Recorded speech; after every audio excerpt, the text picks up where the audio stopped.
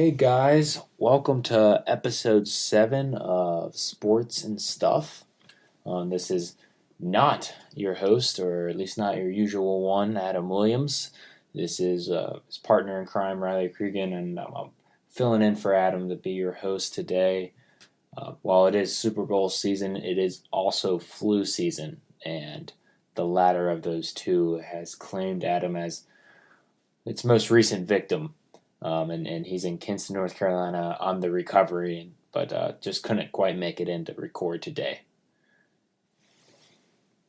But as promised, we wanted to put up an episode before the Super Bowl anyways, so it's just going to be me talking through the Super Bowl along with a few other sports headlines that have happened the past couple weeks after we took a little break.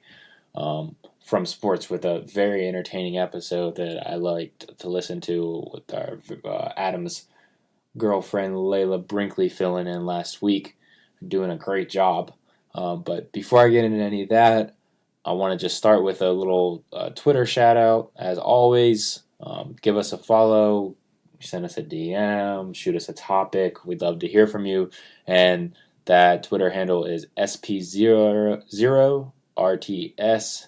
The letter N, and the word stuff, as so eloquently put by Adam. Let's try that again. SP0RTS, the letter N, and the word stuff. Maybe I sound a little more like Adam there. But regardless, first, before we even jumped into any sports or anything else, I wanted to give my little analysis of the love story that we heard about last week between Adam and Layla. I've known both of them, not quite as long as they've known each other, but I've known them for a good amount of years, and I feel like I'm in a good position to give a little bit of an analysis on their story and how it came together. Given that this is a podcast, I just wanted to give my hot take on this topic.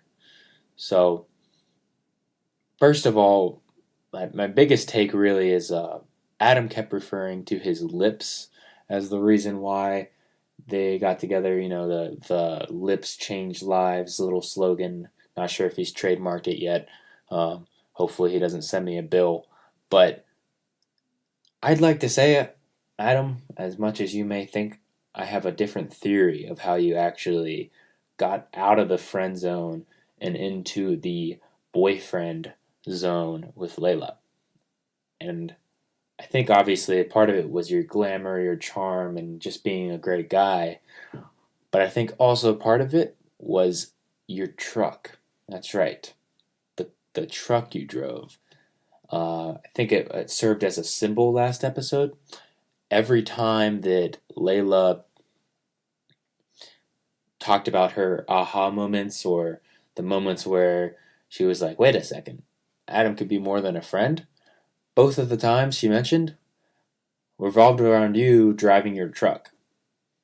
Now, go back and listen. I'm telling you, go back and listen. The first one is they're leaving the mall, and Layla says, and I just looked at Adam driving that truck, and I said, who is this boy? Or something like that. And then you surprised her at Chick-fil-A or something, and she said, yeah, and then he got into his truck, and I was like, man, who is this boy? Or something along those lines. So my theory is the truck. My theory is the truck got Adam out of the friend zone and into the boyfriend zone. And any guys out there in the friend zone, I guess moral of the story is go blow your life savings on a truck. But no, obviously there's true love there, but I think the truck stimulated it all. Other thing I'd like to comment is Layla.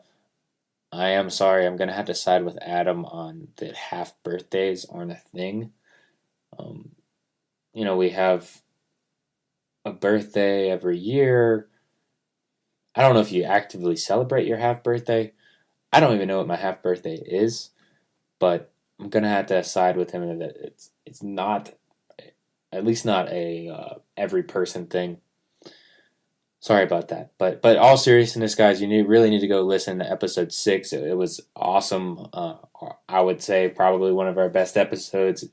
It's all stuff. There's no sports, but it is great stuff, and and a really cool story about Layla and Adam, and I'll give you a little more insight into them, and also also laugh along with a very comical story and a cool story of Adam conquering the friend zone. But regardless, we'll move on now, and Layla will be back on the show, and I really enjoyed it, and I encourage y'all to go listen to that if you haven't listened to it already. Now, we haven't talked about sports in almost 2 weeks now. It's time to get back into it. A lot of things have happened in the past couple of weeks in a lot of different sports. Today, we're really going to focus on the NBA headlines that have been coming out, revolving trades as we near that trade deadline, and then really NFL, and then obviously we know what's coming up. This week is the Super Bowl, and we'll mostly preview that at the end. Now, I'm sure most of y'all have heard that Porzingis has been traded. Came out actually today, I want to say about 3 hours or so ago from when I'm recording this. To highlight the trade, if you don't know, New York gets Wesley Matthews, Dennis Smith Jr., DeAndre Jordan, a 2021 first-round unprotected draft pick, and a 2023 first-round protected draft pick. On the other side of the coin, Dallas is getting Porzingis, Courtney Lee, Tim Hardaway Jr.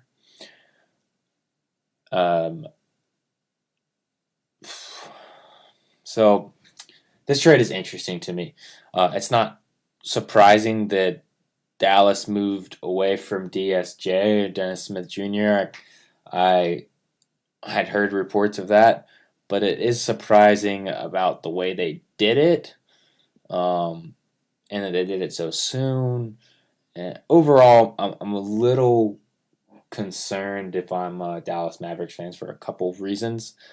But another thing to note here is Porzingis going to Dallas. He's an unrestricted free agent. Woj has reported that he has, he doesn't know what his future really holds in Dallas. He is a restricted free agent. Sorry, not an unrestricted free agent this next summer. And so he hasn't really decided on his future, and will decide once he gets to Dallas. First of all, we got to decide who wins the trade, right? I think New York. I got to go with New York in this case, and most of it has to do with that uncertainty from Porzingis, and another part of it has to do with Dallas, because of their performance this season. They've won too many games. They've won 23 games. That's 3 less games than the Lakers. People are still saying the Lakers are in the hunt for the championship, so obviously the Dallas are still in the hunt for at least the playoffs. And wait, why is it bad they run too many games? Because they're going to have too high of a draft pick. I mean, yeah, they can start tanking now, I guess, but 50 games in, isn't it a little too late? Isn't it a little too late to start tanking? I mean, you'd have to lose a lot of your games. I mean, even when you tank, I'm a Sixers fan. Trust me, I know about tanking. Even when you tank, you're still gonna come out with, over a 32 game stretch. You probably come out with double digit wins, or a little less, and then that'll put them over 30 wins. And if they have over 30 wins or mid 30s or anywhere close to 40, they're going to be close to the playoffs, and they're not going to be top 5, maybe top 10, probably lottery. But I mean, basically anyone doesn't make the playoffs is a lottery pick, and that's concerning to me because New York the reason they win is because they tanked correctly. Um, they have 10 wins. They're going to be top two. And they just had, let's see, uh, they just got a young Dennis Smith Jr., Wesley Matthews, is a solid player, and 2 picks. No one's really talking about the picks. The 2021 first round unprotected, the 2023 protected. I'll get to DeAndre Jordan in a second. Those are 2 tradable assets that they did not have before, and that could easily acquire, a young player with, or put in a compact deal to get a better or sooner pick with. Um, is a lot more promising for New York, because then you also have to factor in their top 1 or 2 picks. So either R.J. Barrett or Zion Williamson is going to be on their roster next year. All of a sudden, it's looking like a team, and then New York is an attractive market with these attractive young players. They're going to attract one of these big free agents. A lot of people are assuming KD is just going to New York, so you got KD, you got Dennis Smith, you got RJ or Zion. I mean, that's a pretty solid lineup right there. At least a lot more solid than it was before. On the flip side of the coin, Dallas, Porzingis can go anywhere else. You have to match them, so you're likely giving a lot of money to Porzingis. None of these players New York got are going to cost them any money. DeAndre Jordan is an expiring contract. He's likely gone. It seems like, yeah, you really gotta like Porzingis if you're Dallas. I get you got Luka Doncic, and that's great. But Porzingis is going to be expensive. You're going to have to match the maxes he's likely going to get offered during this summer. And you gave up a lot of cheaper options.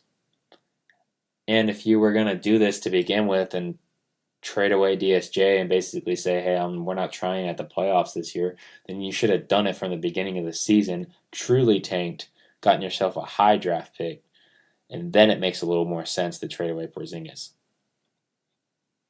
and bring in a true top 5. I mean, I'm sure they have a solid player, but New York just wins this trade no matter how you cut it. They win it cost wise. It's cheaper. They win it tradable asset wise. They have way more tradable assets. They got Courtney Lee and Tim Hardaway Jr. on their side for Dallas, but those picks, Wesley Matthews, are easy to move around for New York as well. And most of all, they got certainty. DSJ is not going to go anywhere. So DeAndre Jordan's going somewhere. That's fine. That's fine, because we know we got a top 2 pick. That's our other certainty, because we know that we've tanked all season for that very reason. New York wins that trade. I do want to share what Adam's take on this trade was. He sent me a text message about it. And he said he has a prediction for Dallas's lineup next year. He says, Dennis Smith Jr., RJ and Zion, KD, I mentioned all of them, and Jimmy Butler will be all part of Dallas's starting lineup next year. Or, sorry, not Dallas, New York. New York starting lineup, not Dallas. Well, that's a pretty solid lineup right there. I wouldn't want to go play that lineup. I think what's more likely is Kyrie and KD than Jimmy and KD. But it really depends what Kyrie's mindset is. I guess he kind of gave up on having his own team with the LeBron comments that came out and the comments he's had about the Celtics all season. But if they don't get Kyrie and they get Jimmy, I mean, either way, given that KD is the sure thing to go to New York, which in my opinion right now is there's no sure things anymore in the NBA, given the Paul George situation as a reference. But given that KD is a sure thing, New York is set up. Uh, they're set up to be a powerhouse in the East, and it's honestly really scary as a 76ers fan. It isn't fun to see. Well, we're on the other side and likely having no free agents come to us with our young core lineup. Our only veteran, Jimmy Butler, is likely gone after the season.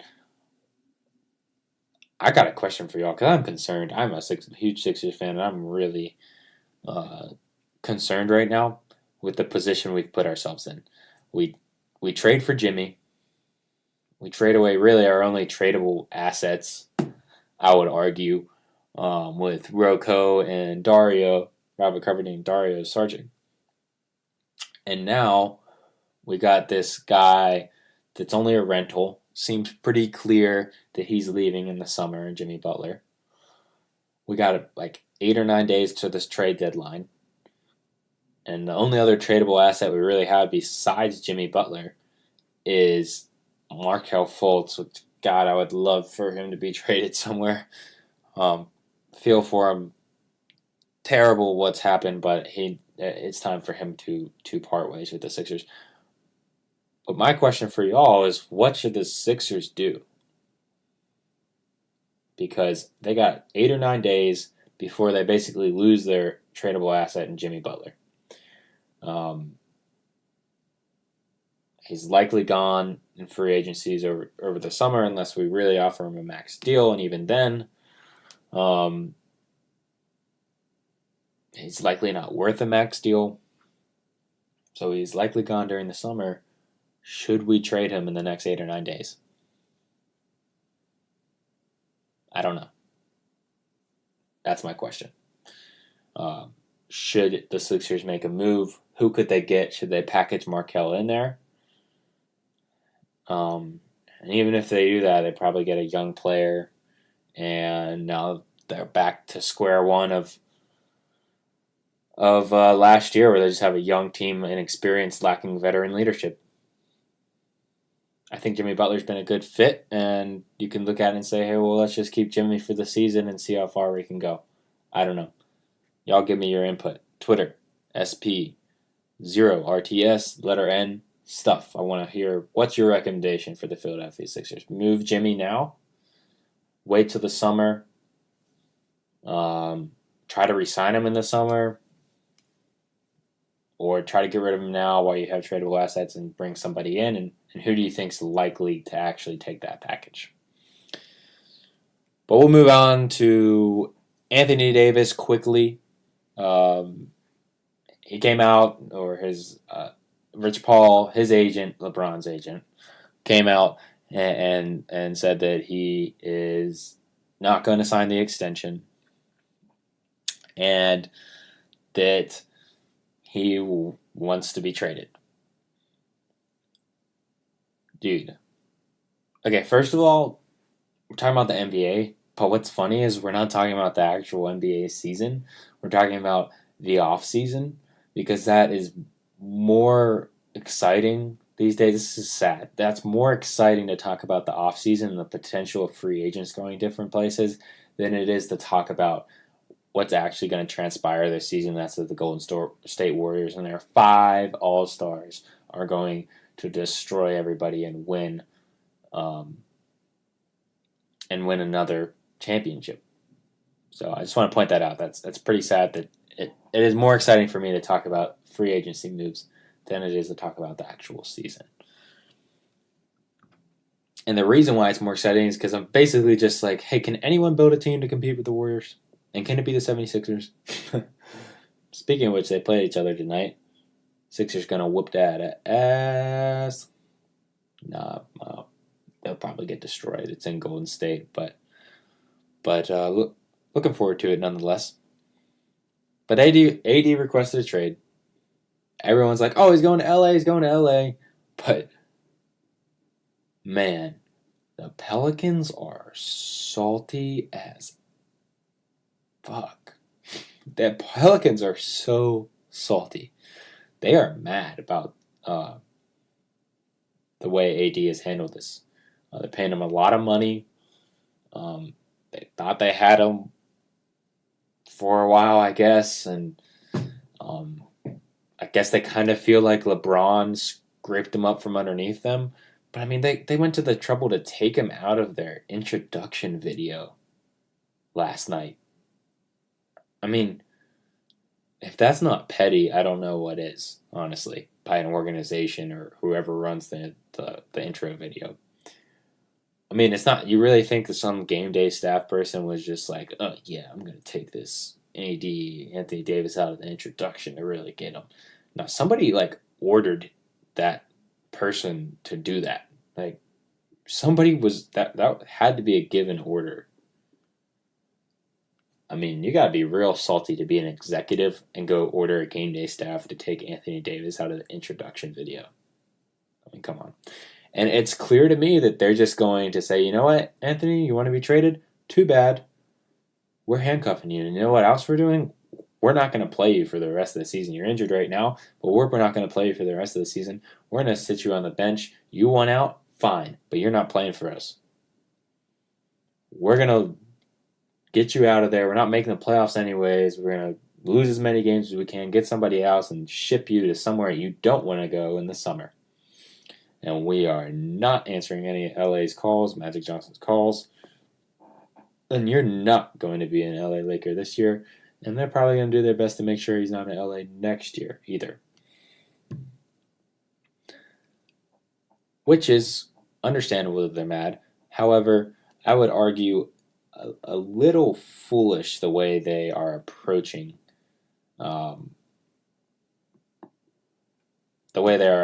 this is a little, I guess, emotionally tied.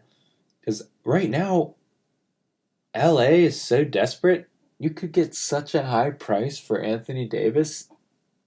Magic Johnson with LeBron in his ear would probably give up that entire team for AD. I mean, that's not a bad team. I mean, there's a lot of potential on that team, and basically, you can choose who you want. Like, you have a lot of power if you're the Pelicans over the Lakers right now. By not even picking up the phone to at least like hear what they're saying and say, you know, if we can get rid of this guy that doesn't want to play for us instead of just holding him hostage just because we want to be petty, we could actually get some seriously good young talent out of LA and help build our franchise and tank at the same time and still get our draft pick. Just doesn't make sense to me that they're not even going to pick up the phone when you have that much power over another team in trade negotiations. But anyways, we'll move on. Moving on from the NBA, just basically two trade topics. We got Porzingis and AD. Porzingis on the move, AD to be on the move. Feel free to give us thoughts on where AD should go. With the trade deadline coming up, you know, there's definitely going to be some other moves as well. We'll keep our eye on that. Okay, let's get to the NFL. Couple topics before we get to the Super Bowl. Really fast, want to run through. First one is, y'all might know I am a pretty big Steelers fan and Eagles fan, and because of that, I'm obviously following the Antonio Brown, I guess, fiasco is a good way to describe it, that's been unfolding in the last couple weeks. We haven't really had or last month or so, and Adam and I haven't had a chance to discuss it. Here's my thing. I don't know the details. I don't know what was said to AB. I don't know what Ben might have said, someone else might have said, Mike Tomlin might have said. I know Ben went public radio and basically just talked shit about AB during the season after that Broncos game, saying he didn't run his route right when Ben clearly just threw an interception. But if that comment is what's triggering all of this, then I mean, that's still a little overboard. Regardless, who knows? Maybe AB has a good point underneath. Maybe there's some terrible things that were said to him or terrible treatment he received. Regardless, I don't care. I'm just tired of the drama. I want him out. I want AB gone. I think Hope be gone. I think Art Rooney is on my side here. Just tired of the drama. I want Lev Bell gone and AB gone. I mean, I know Lev Bell's basically gone anyways, but I want them both out of there. I'm with Juju, who's on First Take this morning, and just basically said, "Hey, we just need to all Juju Smith-Schuster, we just all need to stop being divas. Like honestly, everyone just stop being divas, and let's go play football and let's go try to win a Super Bowl and not worry about ourselves so much." And I agree, Juju. The Steelers have talent. Take away AB. Take away Lev Bell. Yes, our best two players, arguably, should defeat the talent on our team, but it doesn't. We still have a Hall of Fame quarterback that can at least play at a decent enough level to get us to the playoffs, certainly. We have Juju Smith-Schuster, who has been balling on offense. And then we have James Conner, who stepped up and filled right in for Le'Veon. Sure, he doesn't have quite his acrobatic talent, and he's not a Le'Veon Bell, but he's a starting running back in the NFL. He's a pretty good one. Defense, no one talks about the Steelers' defense. All we talk about is the drama on offense. Defense is really what we need to think about. But going back to AB, dude, he is one of the best receivers of all time. Obviously, I would love to have him on his team as a talent, but I just can't deal with the. Also, he has to have some kind of issues. Like I said, there could be some huge piece we're missing, and he keeps talking about this big interview he's going to drop. But maybe that'll give us a better idea. But the amount of former and current teammates basically turning on him make me kind of think, hey, maybe I think it's an AB problem and not the other people problem. I mean, you had Juju, who had the diva comment today, and you had Ryan Clark. Obviously, he had received a lot of press for his comments, former safety for the Steelers, and then you have Emmanuel Sanders, former teammate, and actually thought to be a really good friend of AB, who even turned on him and got in a Twitter argument with him. And then obviously Ben has been a little passive aggressively not supporting AB, but Ben has his issues of his own. But still, I mean, these are like your teammates, your brothers, and it's not taking much for them to not speak super nicely of you. I think that's absolutely speaks more to AB than to the teammates. But I would say it also kind of speaks to Mike Tomlin. Here's my thing. Steelers need to produce some headlines about their play on the field and not what's going on off the field. And I'm talking to Mike Tomlin when I say that. He needs to make the Steelers produce on the field highlights and not off the field headlines. They need to draft an inside linebacker in the first round. They need to beef up their defense. And Tomlin needs to run a drama-free, disciplined season. Or I'm going to have some doubts. I'm going to have some doubts about Tomlin's policy of discipline. And I'm a huge Steelers fan and a huge Tomlin fan. It's hard for me to really say that. So, anyways, that hurts to say, but our two best players are gone, and now let's, I guess, take the town out of the equation. Let's see what Tomlin's got as a coach. Yep. Okay, moving on from the Steelers and moving on to the Saints and the blown call. The missed pass interference, the arguably, if not certainly, the worst missed call in the history of NFL playoffs. Maybe not. I haven't watched film of like the 60s and 70s, and when people were out there running like 5.40s, but at least from my memory, the NFL probably the worst missed or most blatant missed pass interference call in NFL playoff history. Awful, horrendous call. If I was a Saints fan, I would be pissed. I would be so mad if I was a player. But it's not the reason they lost. It's not the reason the Saints, that call, it's not the reason they lost. It's maybe the reason why they didn't win, but it is certainly not the reason why they lost. The reason why they lost is because they threw the ball 3 straight downs when they should have run the ball and wasted some time and forced LA to take timeouts or at least get the clock down. That's why they lost. And they didn't just throw it, they threw it unsuccessfully and they threw it incomplete and stopped the clock.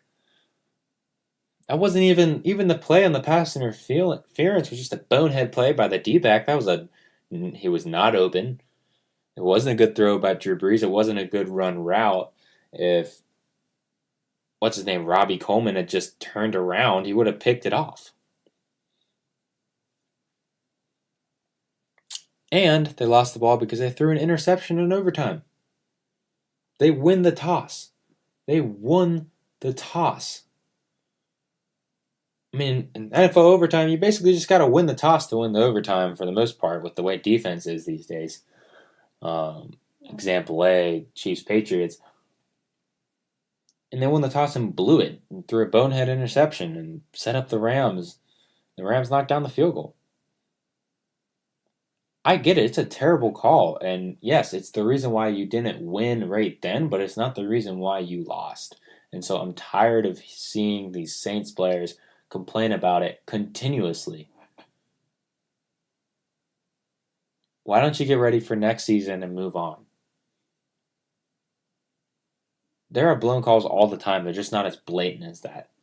And what's the difference between a blown call that was clearly pass interference and then one that's like as blatant as that? Both are pass interference by the book, just different degrees, but they're still the same amount of penalty. And there are games that are decided by that all the time. Terrible blown call, but you got to get over it at some point. And you got to at least admit, like, that's not the reason you lost. These Saints players are going around acting like that is the reason they lost. And it reminds me a lot of last year after that miracle that happened against the Saints with the Vikings. Then they went around and this season and talked about how, yeah, they just got lucky and they would have won the Super Bowl. Like, they would have beat the Eagles and they would have won the Super Bowl last year if it wasn't for that play. Well, you know what? That play happened. This blown call happened. It's one play. That's not the reason why you lost the game. Next, Super Bowl. Let's preview it. Finally, it's here. Sunday. And damn it, Adam was right. Go back to that episode 1, that long, winding episode 1 that me and Adam both wish kind of didn't even exist, and go find it. Adam predicted Rams-Patriots Super Bowl. I predicted Seahawks-Patriots. At least I got the Patriots part right. Little off on the NFC component, but he was right. He got it right, and that's awesome for him. Not great for me, because not only did I look like an idiot, but also the one part of the Super Bowl that I predicted that became true was the part I was hoping wasn't, and that was that the Patriots would be there. And here they are again in their 9th Super Bowl with Belichick and Brady. And they found a way, as always. Go back to the Chiefs game. We got a questionable review call. Did it hit Julian Edelman's hands? I don't know. Was it enough to overturn? Apparently it was. Then they win the toss in overtime, of course. I don't think they've ever lost a toss in overtime from when I've been alive. And then Brady throws his third pick. Oh my gosh, is it really the end of the dynasty? He throws his third pick in overtime to go win the game. And a terrible pass. In the AFC Championship. Some knucklehead on the Rams just sitting in the neutral zone. Or sorry, not Rams, on the Chiefs, sitting in the neutral zone. Didn't even affect the play. All right, offsides, move 5 yards up, throw a first down, move down, hand it off, win the game. Would have been Brady's third pick, but there's been a lot of would have beens in the world, and they don't count. And the GOAT, is going to Super Bowl for the 9th time. So before, I'm going to save, Adam told me his prediction, told me his score. I'm going to go through my stuff and then end with Adam's. I love the Rams. I really like them. I like that they're young, they're exciting. Sean McVay, Todd Gurley, the C.J. Anderson is fun. The story is fun. Aaron Donald is a beast. But here's the thing. The main reason, or really the reason why the Rams defense works when it works, doesn't work too often, but when it does work, it's because of their pass rush. Because of Aaron Donald and their other great D linemen and Sue, Fowler, etc., that drive the pass rush and get to the quarterback. And that's the reason why their defense can stop anybody. It's not their secondary that's held them up. Even Aqib Talib healthy, I mean, even when he's been healthy, it hasn't been that impressive. And Roby Coleman, that guy, we'll talk about him in a second. But essentially, their secondary is not going to be able to withstand Brady, which means their pass rush has to get home. Well, oh, good, they got great pass rushers. Well, yes, but Brady has not been touched, and probably since damn November. And it's not because he hasn't been playing against great pass rushers. He has. The Chiefs have some great pass rushers. The Chargers have some great pass rushers. Did you see what they did to Lamar Jackson? But they didn't touch Brady. And it's partly because they got a good offensive line, but it's mostly because, you know what those teams did not have in the Chiefs and the Chargers? They did not have a secondary. If your team has no secondary, no linebackers, coverage linebackers, then Brady's going to get the ball out under 2 seconds. And it doesn't matter how good your pass rush is. If someone's open, as soon as you hike the ball every single time, it does not matter how good your pass rush is. Brady's going to read it, and he's going to throw the ball before you even can blink. I bet you Aaron Donald's going to dominate whoever he's lined up against, or whoever 2 guys he's lined up against. But he's not going to he's not going to touch Brady. Maybe one time this game he touches Brady. Maybe one time. Because by the time he blinks, Brady's going to release that ball because everyone's going to be running wild in that Rams, coverage linebackers are not ideal, and then their secondary has been exposed all season. They have names out there, but they haven't been performing. One name they have out there is Roby Coleman. And he's not just out there making pass interference calls. He's also starting to run his mouth about Tom Brady. He goes up to the podium and says, someone asks him about Tom Brady's age, is it taking a toll? I mean, yes, obviously anyone can look and say, yeah, Tom Brady probably isn't throwing the ball as well as he may have been throwing it when he was like 24 or whatever, 25. Great, he's 41. Obviously, it's taken some kind of toll.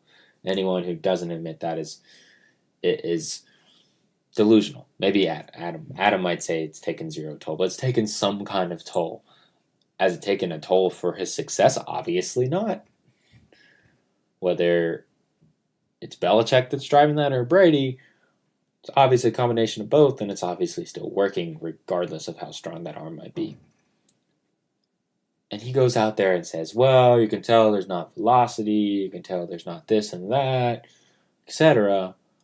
Why would you say that? Tom Brady's going to destroy you now. He was already going to destroy you, and now he's going to destroy you, and it's going to look even worse. You've started 6 games. You're not an elite cornerback. You're barely even a rotational cornerback in the NFL. Don't go out and say something negative, even if you didn't mean it like that. Don't say anything negative about the best quarterback to ever play the game when you're about to go play against him in the biggest game of probably your life ever. Just stop talking, Robbie Coleman. Robbie Coleman, stop talking.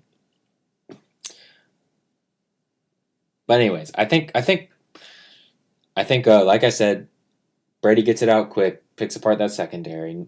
Because he gets it out quick, it's going to neutralize the pass rush. That's really the only thing the Rams got going defensively. So I see the Patriots running the ball on the Rams, because as good as a pass rush they have, they don't have that good of a run defense.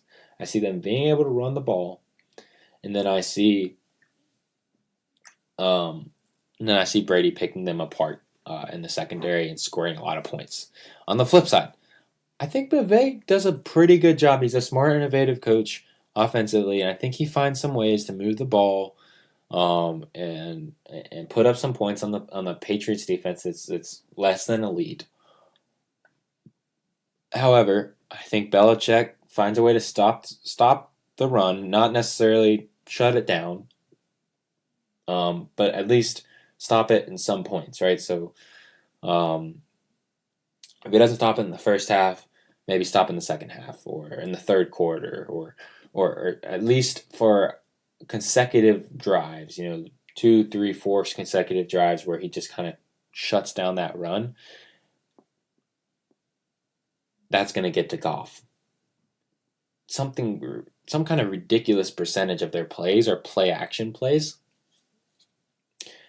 I think it's over 50. So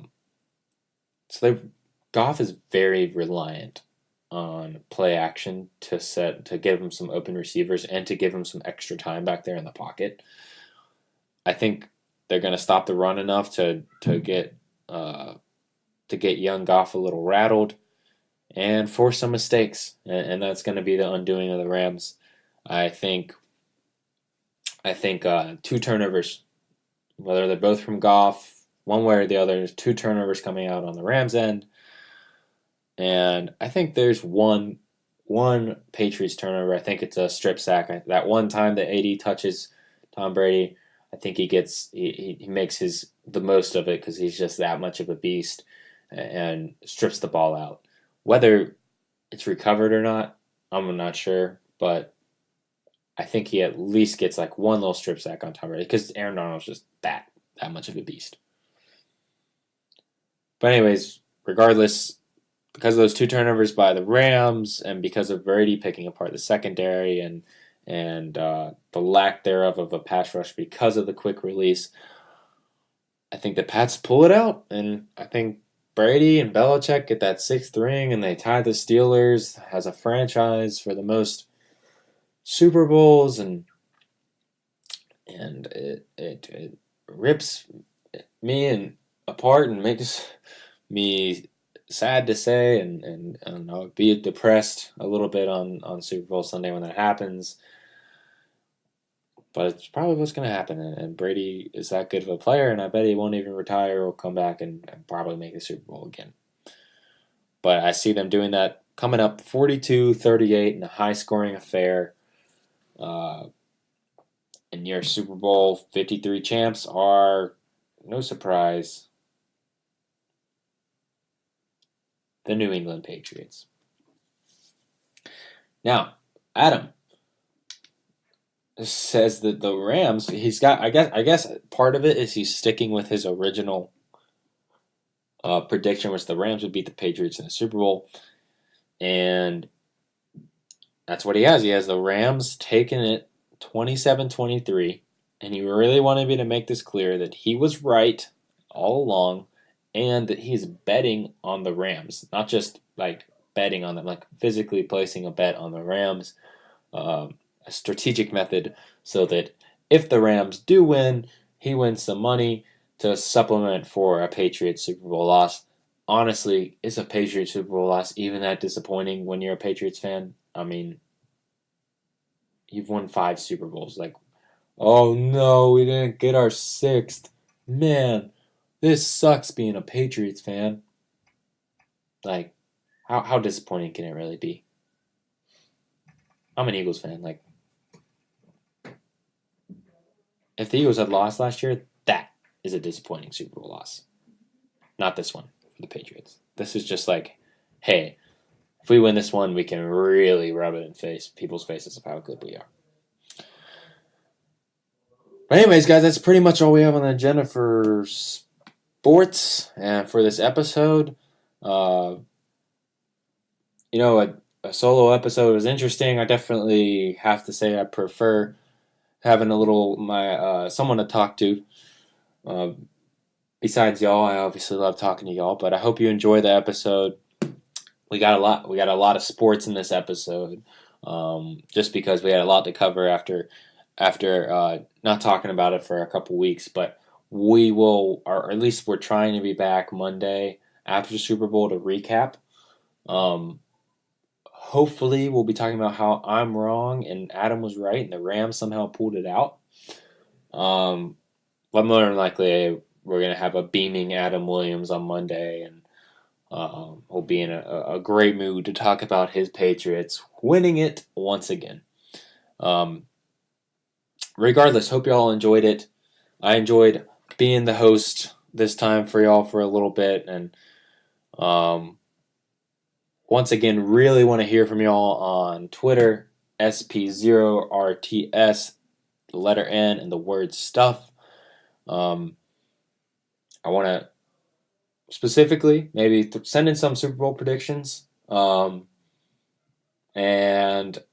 send in some Super Bowl predictions, and then also I want to hear some scenarios about the 76ers. What should they do with Jimmy Butler? And maybe some AD scenarios in there. Come on, give it to me, y'all. I want some AD scenarios, some Jimmy Butler scenarios, and I want some your Super Bowl picks. All right?